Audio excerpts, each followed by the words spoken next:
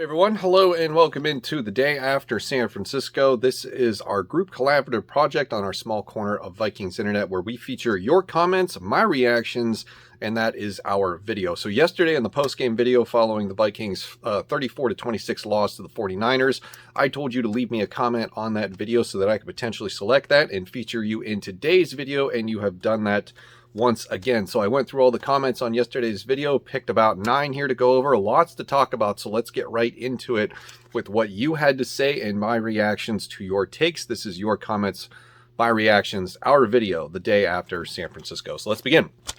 Also, before I get started, Patrick Peterson on the COVID reserve list. He is vaccinated, has a potential to return in time for Sunday's game against the Detroit Lions. If he tests, I believe, negative twice and is asymptomatic. Dalvin Cook update, torn labrum. Mike Zimmer seems to think it's day-to-day for some reason in his press conference today. I've seen as little as 2 weeks. So I don't know. I don't know what the status is with Dalvin Cook, but he's definitely not lost for the season from everything that I've heard. All right, let's get to your comments. First comment comes from Electric89. They say, this team making the playoffs would be the worst possible outcome at this point. There needs to be major changes, starting with the coach and the offensive coordinator. And I think anybody that is hoping for massive sweeping changes at the end of the season is not at all interested in a playoff berth. And I think most of you in the comments section for the majority of the season have stated that clearly, myself included. I don't want another one and done season with the Minnesota Vikings. We've had enough of those. I posted a statistic yesterday on my Twitter account, which, by the way, if you don't follow me there, it's at Skolheil, same way it's spelled here. The Vikings are going to finish 2021 as their 4th straight season with at least 6 losses, and that is just absurd. And then I dug even further into the Mike Zimmer era, and it turns out that we only have 2 seasons where the Mike Zimmer-led Minnesota Vikings have 5 losses or less, and that was in 2015 when they went, I believe it was 11-5, and then again in 2017, the infamous 13-3 season. So 6 losses seems to be the norm with Mike Zimmer, and that's not good enough. And I don't think anybody is interested in putting this on repeat and doing it all over again. So I think sweeping changes on the coaching staff in the front office and maybe even part of the team are in order. And we'll get to more of that as we go through this video. Next comment comes from Samson. They say, this is why the Kirk era needs to be over. Can't overcome adversity and just shoulder the team and carry them to a W. So it's been a very interesting 24 hours on Viking social media where the Kirk Cousins stan defenders have come out in full force. And this is the cycle that I've started to notice over the past few years, being more actively engaged and involved in, Vikings internet. And that is that when Kirk Cousins has a good game or a string of good games, his defenders are heaping praises, saying, oh, I can't believe anybody would call this guy bad. He's definitely top 5. Look at all these statistics. Pew, pew, pew, passer rating, touchdowns, yards. And then he has a bad game. Those same accounts suddenly go silent, or they start to pick fights with people who are rightfully criticizing him on social media. And it is just the most bizarre thing in the world. But I think the Kirk Cousins era is coming close to an end. We'll get into more of that later in the video, but it's not working. You pay all of this money to buy wins is what you should be doing, is how you should approach free agency when you're going after high market value players. And at the time, Kirk Cousins was the best quarterback at the market when he was signed here to this team in 2018. And the first extension that they gave him was a huge mistake because we're on the hook for $45 million cap hit next year. And from what I've gathered at the early portion of the season, just some rumblings going around that he wasn't interested in restructuring to free up some money for this team to make additional signings. I don't know what the validity of those rumors are, but it wouldn't surprise me because Kirk Cousins and his agent have really just finagled their way to one of the top contracts in the league. Next comment comes from, I hope I'm pronouncing this correctly, Cairo or Ciro Greco. They say, what was Cousins trying to take a ball from someone that wasn't under the center? Please answer this question. I don't know. That's part of the Kirk Cousins history of weird things that have just happened to him, or I don't know what it is. I can't explain it. It takes me back to his days in Washington when he did that accidental kneel down when he was supposed to spike the football. And, this is Kirk Cousins under pressure. When he gets frazzled, or just the things aren't perfect or they aren't anywhere near perfect, he short circuits and he goes haywire.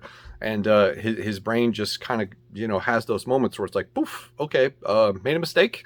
In the post-game press conference, I did notice that he just tried to laugh it off as an error. But man, in a critical moment like that, where you need a touchdown, or you're going for a touchdown on fourth down, just you can't be having those mental lapses. And coaches do it all the time with clock management, bad timeouts, things like that.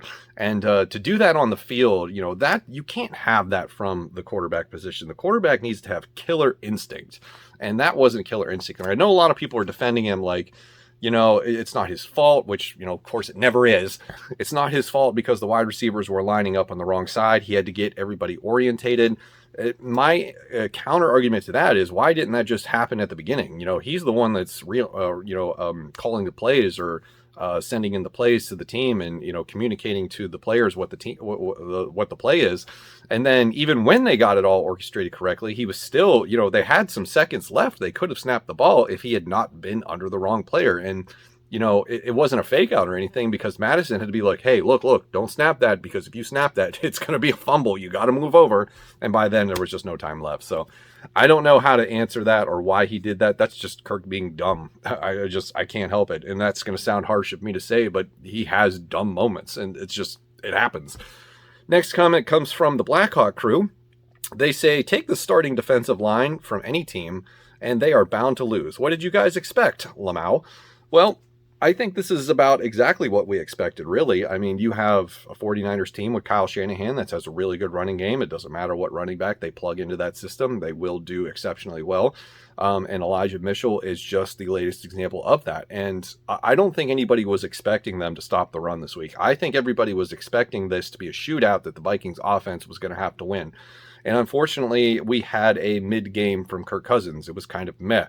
After that first interception, things just kind of fell apart. And it was one of those games where, it felt like after the first couple of scripted drives, it was once again, how does this offense supposed to function once it gets away from all of that pre-planned activity? So I think that this is what we expected. I think people expected, win or lose is a different argument, but I think people expected this run defense to do poorly because, nobody has that much good depth in the NFL at any position.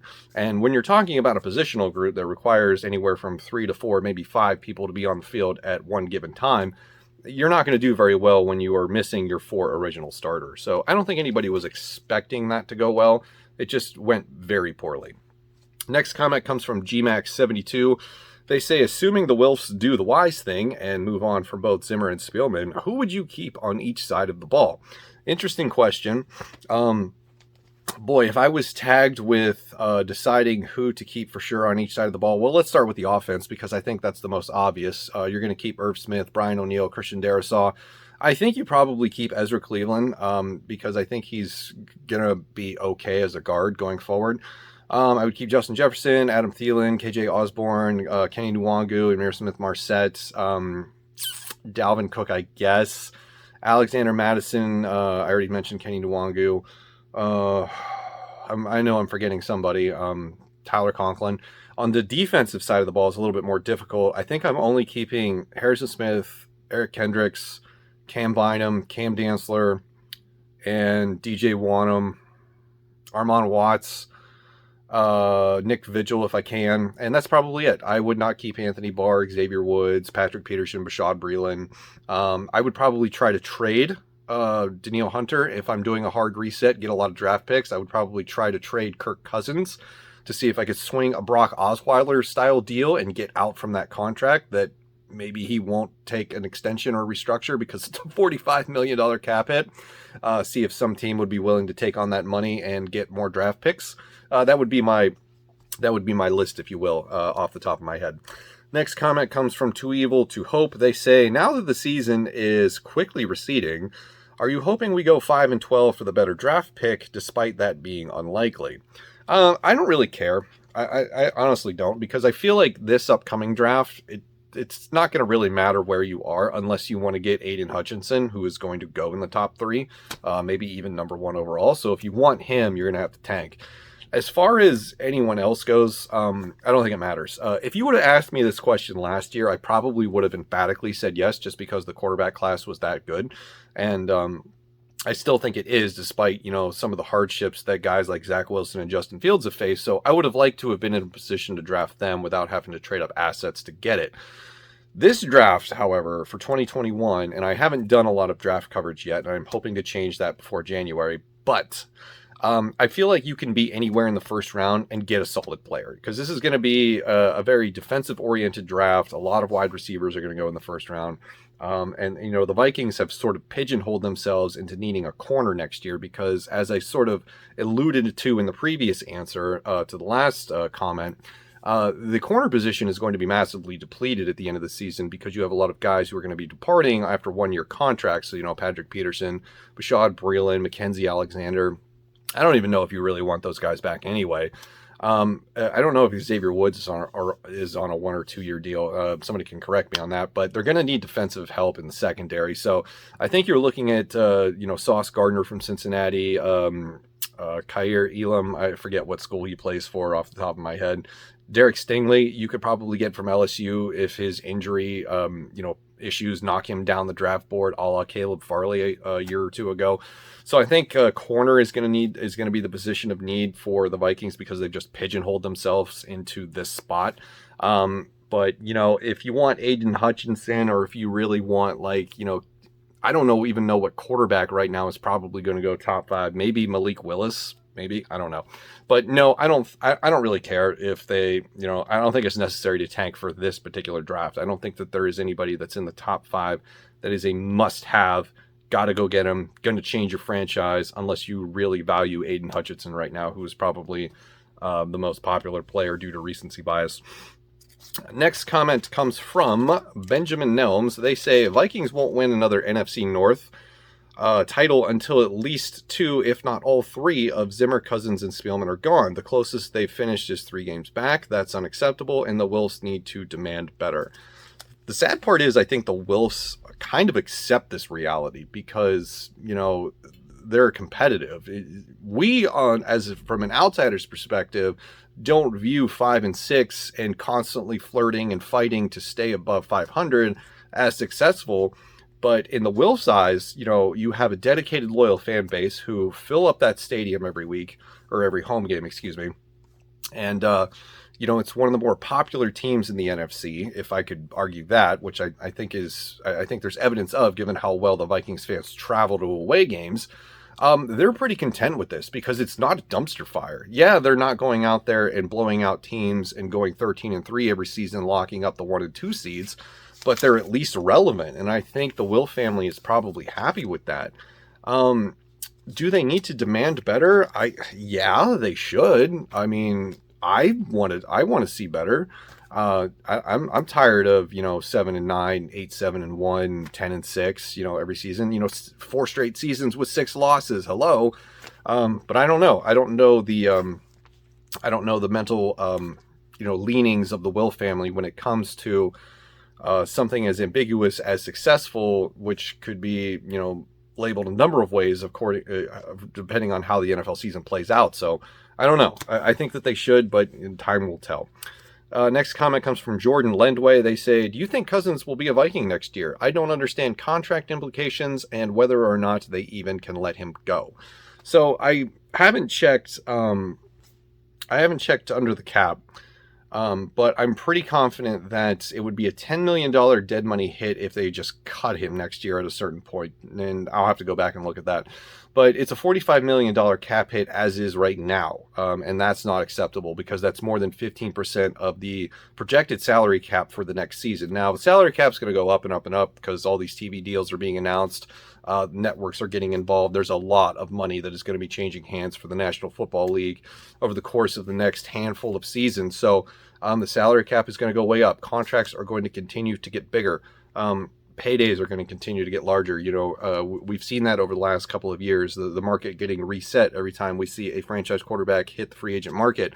And I don't know if he's going to, he cannot be here next year on his current deal. It has to be restructured, or it has to be extended for him for this to financially work.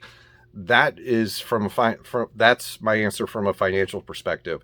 From a competition standpoint, I don't know if they want him back, because clearly spending all this money isn't buying them wins, is what you should be doing when you're spending your salary cap money. But on the other hand, as we've said in the previous answer, the Wolves are pretty content with this sort of, relativity for the Minnesota Vikings currently. They're a relative team because they're in the hunt. So maybe they would see that as detrimental to staying the product as relative. So there's a lot of nuance and complexity to that answer. But as from a financial standpoint, under the current contract with a $45 million cap hit next year, that's unworkable. That can't be done. So it has to be either reworked or restructured or extended, or he has to be traded with another team taking on the brunt of that contract, however the case may be. Maybe it's like a trade and re-sign or something like that. So a lot of nuance and complexity. I hope that's what you're looking for. Final comment comes from Jonathan Fitcher. They say, I think Dalvin being out could end up being good overall, because now Zimmer has to stop trying to make Dalvin happen in every situation and start using our wide receivers correctly to win games. But in textbook Vikings fashion, too little, too late. And that's kind of the overarching theme, right, of this offense. Too little, too late. We waited too long for them to get this aggressive because they've dug themselves in a hole. And now, as we just saw yesterday against the 49ers, they might be incapable of getting out of it, despite having the aggressive mentality going forward. So does this change the dynamic of the offense? Maybe. I don't know if it should all that much, or it will all that much, because, even with Dalvin Cook in the game and healthy, they haven't been running the ball too well, at least in my opinion. Dalvin Cook runs for, he gets a big chunk gain here, a big chunk gain there, and then it's like, okay, 2 yards, 3 yards, 3 yards, 2 yards, 4 yards, and then big chunk gain. So if you take out the big chunk gains, which it was basically a staple of the Adrian Peterson era, right? Just hand the ball off and hope for the best. Maybe you kind of rethink the running game strategy with this team, but I don't know. I think Dalvin Cook being out kind of hinders the offense more than we would think, because I know Alexander Mattison has been good in spot starts and a lot of people really like him, but I don't know if he's capable of being the guy for an extended period of time. And we'll see what happens. I just hope Kenny Nwangu gets more involved in the offense, because that could change things. So it's going to depend on how they use their running backs going forward. So that's going to do it for me. Those are all your comments. Those are my reactions the day after San Francisco. Let me know what you think in the comments below. Thank you for watching. I will see you in the next one.